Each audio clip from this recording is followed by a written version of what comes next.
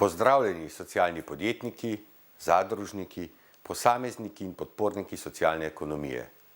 V čast mi je, da sem lahko častni pokrovitelj tega dogodka, namenjenega predstavitvi primerov dobre prakse socialnega podjetništva v Sloveniji.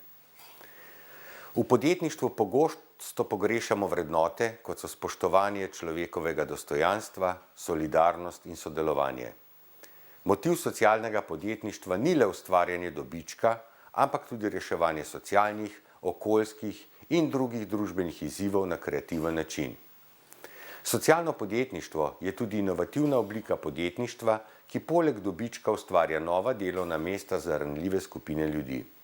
Veseli me, da imamo tudi v Sloveniji čedalje več uspešnih podjetniških zgodb, ki krepijo socialno kohezivnost celotne družbe. V Evropski uniji vse bolj prevladuje prepričanje, da je socialna ekonomija poslovni model za prihodnost družbe. Želim si, da bi to spoznanje tudi v Sloveniji še bolj prevladalo.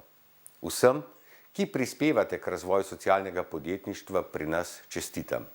Še posebej pa društvu Pupilam, ki je bilo izbrano za najsocialno podjetje Podravja 2021 in pa najpodpornici socialne ekonomije Podravja 2021, gospe Emiliji Stojmenovi Duh.